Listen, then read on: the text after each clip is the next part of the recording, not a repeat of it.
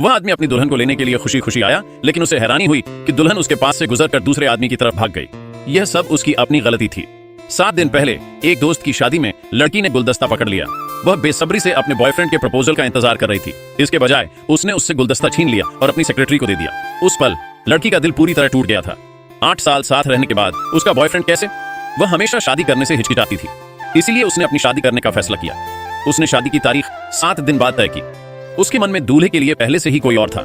जब उसका बॉयफ्रेंड घर आया तो उसने शांति से उससे कहा कि वह ब्रेकअप करना चाहती है, लेकिन उसके बॉयफ्रेंड को लगा कि वह गुलदस्ता न मिलने पर बस नखरे कर रही है।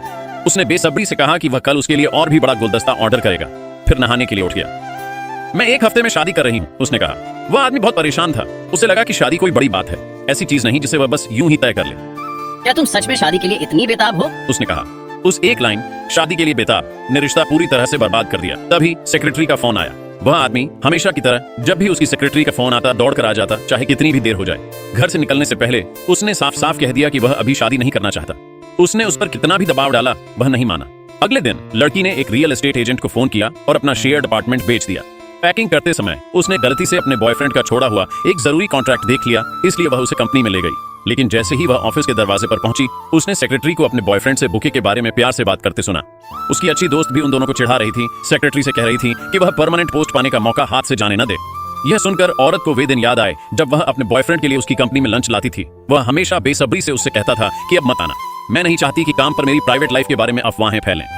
अब औरत समझ गई, उसे ऑफिस का रोमांस परेशान नहीं कर रहा था, बल्कि उसके बगल में खड़ा इंसान परेशान कर रहा था। वह खुद थी। उसे आखिरकार समझ आया कि उसका बॉयफ्रेंड कभी शादी क्यों नहीं करना चाहता था। ये सब उसकी सेक्रेटरी की वजह से था। चूंकि ऐसा था तो वह वही करती जो वह चाहता था। तो लड़की ने जानबूझकर अपने बॉयफ्रेंड और सबसे अच्छे दोस्तों को शादी का इनविटेशन भेजा ताकि वे उसकी खुशी देख सकें। इस बार उसे यकीन था कि उसका बॉयफ्रेंड जिंदगी भर पछताएगा। शादी के इनविटेशन पर जगह और समय यह तय हो गया, लेकिन उस आदमी को उम्मीद नहीं थी कि अगले कुछ दिनों में लड़की पूरी तरह से चुप रहेगी। पहले उनके कोल्ड वॉर के दौरान वह हमेशा सुलह करने की छोटी मोटी कोशिश करती थी, लेकिन इस बार उसका कोई अता पता नहीं था।